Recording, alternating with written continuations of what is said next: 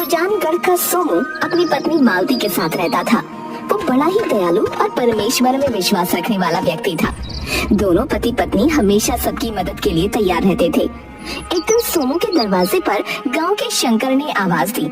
सोमू भैया, कहाँ हैं आप? जल्दी बाहर आइए। क्या बात है शंकर, तुम इतने परेशान क्यों लग रहे हो? भैया, मेरे पिताजी की तबीयत बहुत खराब है। अब लगता है कि वो और नहीं बचेंगे। ऐसा क्यों कह रहे हो शंकर? तुम उन्हें शहर के अस्पताल में लेकर जाओ। भैया, शहर के अस्पताल में इलाज कराने के लिए ना ही मेरे पास पैसे हैं और ना ही मेरी इतनी औकात है। अंदर से मालती बाहर आती है। शंकर भैया, ये लीजिए पैसे और आप दोनों तुरंत पिताजी को लेकर डॉक्टर के पास शहर जाइए। मालती भाभी, ये पैसे और आपको मेरे पिताजी के बारे में कैसे पता चला? अभी थोड़ी देर पहले शांति जी आई थी। उन्होंने मुझे आपके पिताजी की तबीयत के बारे में सब बता दिया। मैं ये पैसे लेकर आपके ही घर आने वाली थी। शंकर, जल्दी करो, हमें देर नहीं करनी चाहिए। भैया भाभी, मैं आप दोनों का एहसान कैसे उतारूंगा?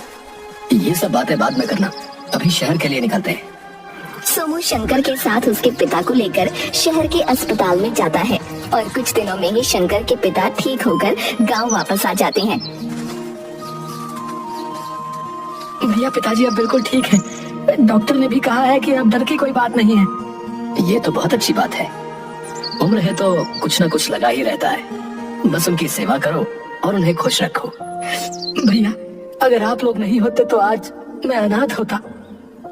अरे तू कैसी बातें कर रहा है? हम सब एक परिवार ही तो हैं। भैया, सही कहते हैं गांव वाले कि आप और भाभी दोनों इस गांव के लिए भगवान हैं। हमेशा सबकी मदद करते हैं। हमारा तुम सबके अलावा और कोई नहीं है। सोमू और मालती को कोई औलाद नहीं थी, जिसके कारण वो दोनों बड़े दुखी रहते थे। ऊपर से कभी न कभी गांव का कोई व्यक्ति उन्हें संतान न होने का ताना दे ही देता था। सोमू एक दिन सुबह सुबह बाजार की तरफ जा रहा था। तभी रास्ते में उसे गांव का मस्खरा कनुआ नाई मिल गया। अरे सोमू भाई, सुबह सुबह कहाँ जल्दी आज? अरे भाई, बस जरा बाजार की तरफ जा रहा था। अच्छा, मैं तो अपने बेटे का 6ठी कक्षा में दाखिला करवा के आ रहा हूँ। बड़ा होनहार है मेरा पप्पू। बहुत मुबारक हो कनवा भाई। अच्छा, चलता हूँ। बुरा मत मानना भाई, हो सकता है मालती भाभी में कोई कमी हो। मेरी बात मानो तो दूसरा विवाह रच लो, संतान सुख तो मिलेगा। अपनी राय अपने पास रखो कनवा, हटो मेरे आगे से। गुस्सा क्यों होते हो भाई? भलाई का जमाना गया, मुझे क्या, रहो बे औलाद। सोमू और मालती दोनों की गृहस्थी धन धान्य से भरी हुई थी, लेकिन जब वो अपने आसपास के घरों में बच्चों की किलकारियां सुनते तो बड़ा उदास हो जाते। हमेशा भगवान से यही प्रार्थना करते, भगवान हमें एक संतान दे दो। एक दिन देवी माँ ने उनकी प्रार्थना सुनी और दर्शन दिया। मैं तुम दोनों की प्रार्थना और भक्ति भाव से बहुत प्रसन्न हूँ। तुम दोनों दिन रात किस चीज की इच्छा करते हो मैं वो भी जानती हूँ, इसलिए मैं तुम्हें पुत्रवान होने का आशीर्वाद देती हूँ। लेकिन ये पुत्र तुम दोनों के पास सिर्फ 18 वर्ष की आयु तक ही रहेगा। जिस दिन इसकी आयु 18 वर्ष हो जाएगी, उस दिन आधी रात के समय इसकी मृत्यु हो जाएगी। माँ, आप ये कैसा वरदान दे रही हैं? एक तरफ तो आप हमें संतान होने का आशीर्वाद दे रही हैं और दूसरी तरफ आप हमें ये भी बता रही हैं कि वो सिर्फ 18 वर्ष की आयु तक जीवित रहेगा। सोमू, जो पुत्र तुम्हारे घर में जन्म लेगा उसकी सृष्टि पर सिर्फ 18 वर्ष की आयु ही बाकी है, इसलिए वो अपनी उतनी ही आयु तक इस पृथ्वी पर जीवित रहेगा। माँ, ये कैसा न्याय है? सोमू, इस पुत्र से तुम्हारा कई जन्मों का नाता था। उसने अपने सारे ऋण चुका दिए, लेकिन एक छोटा सा ऋण बाकी रह गया, जिसकी वजह से वो तुम्हारे घर में 18 वर्ष के लिए फिर से आएगा और अपने बचे हुए उस ऋण को खत्म करेगा। माता, आप ऐसा अनर्थ ना करें। मैंने तुम्हें वरदान दे दिया है और अब ऐसा ही होगा। इतना कहकर देवी माता वहाँ से अंतर्ध्यान हो गयी। सोमू ने मालती को सारी बात बताई। मालती बड़ी प्रसन्न हुई। उसने कहा, कोई बात नहीं, कम से कम 18 वर्ष तक वो हमारे पास तो रहेगा और हमारे ऊपर जो कलंक है कि हम निसंतान हैं, वो तो खत्म हो जाएगा। परंतु 18 वर्ष के बाद वो हमें छोड़कर चला जाएगा। दिल छोटा क्यों कर रहे हैं? ऊपर वाले ने हमारे लिए जो सोचा है वो अच्छा ही होगा। कुछ समय बाद मालती गर्भवती हुई। उसने एक बहुत ही सुंदर से पुत्र को जन्म दिया। दोनों ने उसका नाम गणेश रखा। इकलौता और प्रिय पुत्र होने के कारण उसका पालन पोषण बहुत अच्छे ढंग से किया गया। समय के साथ वो बड़ा होने लगा और जल्द ही एक सुंदर युवक बन गया। कुछ दिनों से मैं देख रही हूँ आप उदास रहने लगे हैं। क्या बात है, सब ठीक तो है? तुम क्या पूछ रही हो? क्या तुम देवी माँ का दिया हुआ वरदान भूल गई? मैं कुछ भी नहीं भूली हूँ, मुझे सब याद है। अब हमारा पुत्र 17 वर्ष का हो चुका है और उसकी आयु का सिर्फ 1 वर्ष बचा है। इसलिए मैंने निर्णय लिया है कि हम गणेश का विवाह जल्द कर देंगे। तुम पागल हो गई हो? तुम्हें पता है कि हमारा पुत्र सिर्फ 1 वर्ष और जीवित रहने वाला है, फिर भी तुम उसका विवाह कराना चाहती हो? हर माँ बाप की तरह मैं भी अपने पुत्र का विवाह देखना चाहती हूँ। मैं कोई अनोखी बात तो नहीं कर रही। अनोखी बात ही कह रही हो तुम। तुमने कभी सोचा है कि तुम अपनी खुशी के लिए उसका विवाह तो कर दोगी, परंतु जिस किसी की पुत्री को अपनी बहू बनाकर लाओगी, उसका 1 वर्ष के बाद क्या होगा? मुझे सब कुछ पता है। अगर तुम्हें पता होता तो तुम ऐसी बातें नहीं करती। एक कम उम्र की लड़की का विधवा होकर जीवन व्यतीत करना कितना कठिन है, क्या तुम्हें नहीं पता? मुझे पता है, लेकिन पता है क्या, आपको नहीं पता कैसे सावित्री ने अपने पति के प्राण यमराज से वापस लिए थे? क्या पता हमारी बहू के भाग्य से हमारे पुत्र की आयु बढ़ जाए। तुम्हारा दिमाग खराब हो चुका है। तुम पुत्र मोह में पागल हो गई हो। जब देवी माँ ने साफ साफ हमें कहा था कि हमारे पुत्र गणेश की आयु सिर्फ 18 वर्ष है और जिस दिन वो 18 वर्ष का होगा उस दिन आधी रात को उसकी मृत्यु हो जाएगी। मुझे सब याद है, आप बार बार ये बात मुझे याद मत दिलाइए। मैं बस इतना जानती हूँ कि मुझे अपने पुत्र का विवाह करना है और मैं उसे हर सुख देना चाहती हूँ। सोमू गुस्से से वहाँ से चला जाता है। मालती लगातार अपने पुत्र गणेश के विवाह के लिए सोमू से बोलती रहती है।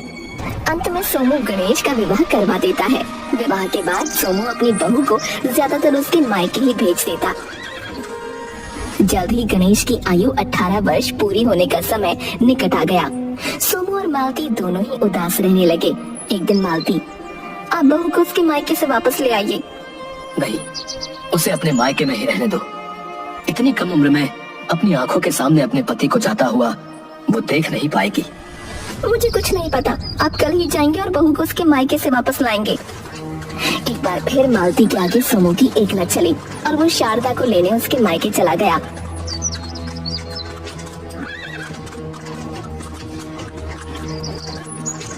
रास्ते में सोमू एक पेड़ के नीचे बैठकर जोर जोर से रोने लगा। पिताजी, क्या बात है? आप जब से मुझे लेने आए हैं तब से मैं देख रही हूँ आपका व्यवहार कुछ बदला हुआ सा है। आप रो क्यों रही हैं? क्या आपको कोई तकलीफ हो रही है? तकलीफ तो बहुत हो रही है बहू, मैं तुम्हें क्या बताऊं? पिताजी, आप मुझे बता सकते हैं, क्या पता मैं आपकी कोई मदद कर सकूं? बेटा, बताना तो तुम्हें होगा ही, क्योंकि अगर तुम्हें नहीं बताऊंगा तो जी नहीं पाऊंगा। मुझे माफ कर दो, मैं तुम्हारा गुनहगार हूँ। आप ऐसा क्यों कह रहे हैं पिताजी? मैं सच कह रहा हूँ। मालती की ममता में अंधे होकर मैंने तुम्हारे साथ बहुत बड़ा अन्याय किया है। पिताजी, जो भी बात है साफ साफ बताइए। सोमू शारदा को गणेश से जुड़ी सारी बातें सच सच बता देता है। थोड़ी देर मौन रहने के बाद शारदा सोमू से कहती है, पिताजी, मुझे आपसे या माँ जी से कोई शिकायत नहीं है। मैं माँ जी का दिल भी समझती हूँ। मैं ये तो नहीं जानती कि मैं सावित्री माँ जैसी पतिव्रता हूँ कि नहीं, लेकिन इतना जरूर जानती हूँ कि मैं अपने पति के प्राणों के लिए किसी से भी लड़ सकती हूँ। बेटा, हमारे घर में कभी किसी चीज की कोई कमी नहीं, परंतु एक विधवा का जीवन जीना बहुत कठिन होता है। मुझे माफ कर दो। पिताजी, आप बिल्कुल परेशान मत होइए। मुझे 4 चीजें लाकर आज शाम को ही दे दीजिएगा। बेटा, 4 क्या, 5 चीज मांग लो। जो चाहिए वो सब मांग लो, मैं तुम्हें सब कुछ ला कर दूंगा। हमारे पास भगवान का दिया सब कुछ है, बस एक भाग्य की कमी है और वो किसी बाजार में नहीं मिलता। पिताजी, आप परेशान मत होइए। आज शाम को आप मुझे एक दिया, एक जल का कलश, थोड़ा अनाज और एक गाय लाकर दे दीजिएगा। ये सब तो मैं तुम्हें घर पहुंचकर ही मंगवा के दे दूंगा। शाम होने से पहले ही वो घर पहुंच गए।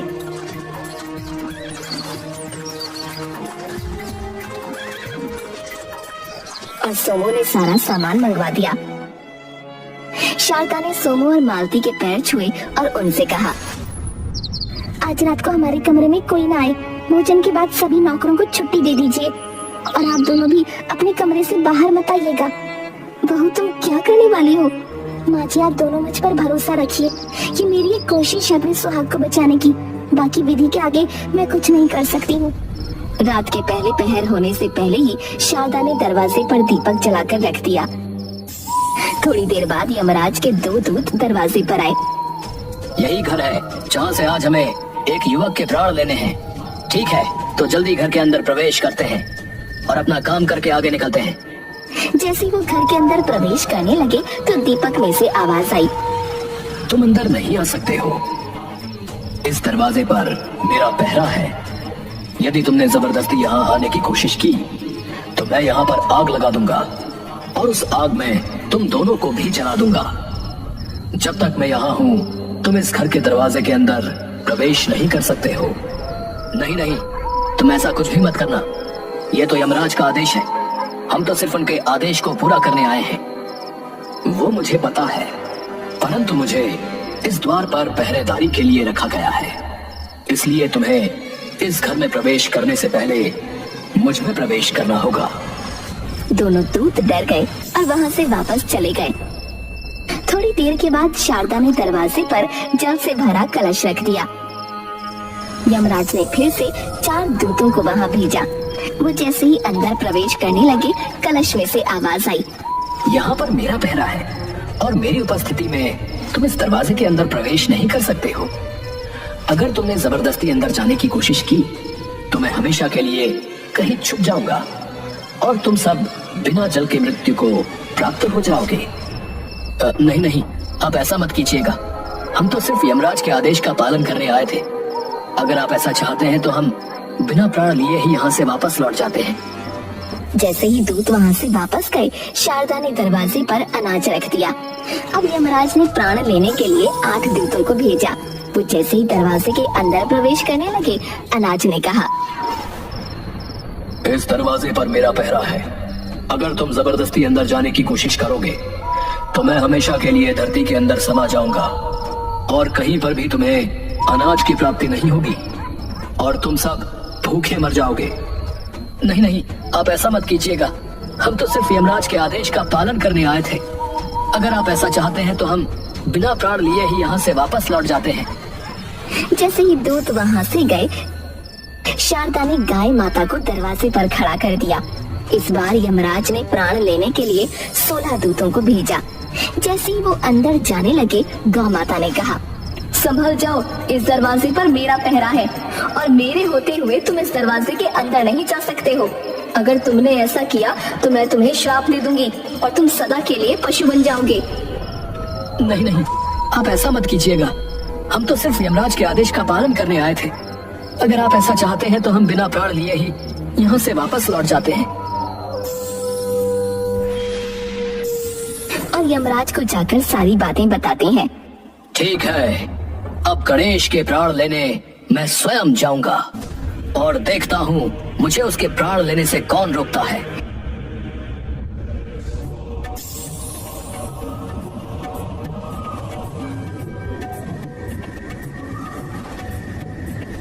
यमराज जैसे ही सोमू के दरवाजे के अंदर प्रवेश करते हैं, शारदा यमराज के चरणों पर फूलों की वर्षा करती है और उन्हें नतमस्तक होकर प्रणाम करती है। यमराज का आज तक किसी ने ऐसा स्वागत नहीं किया था। वो बहू के द्वारा किए गए स्वागत से प्रसन्नचित्त हो जाते हैं। सदा सौभाग्यवती रहो पुत्री। क्षमा करें भगवान, परंतु आपका आशीर्वाद सत्य नहीं है। आप मुझे झूठा आशीर्वाद दे रही हैं। ये तुम क्या कह रही हो? हम यम हैं और हमारे मुख से निकले हुए शब्द सदा सत्य ही होते हैं।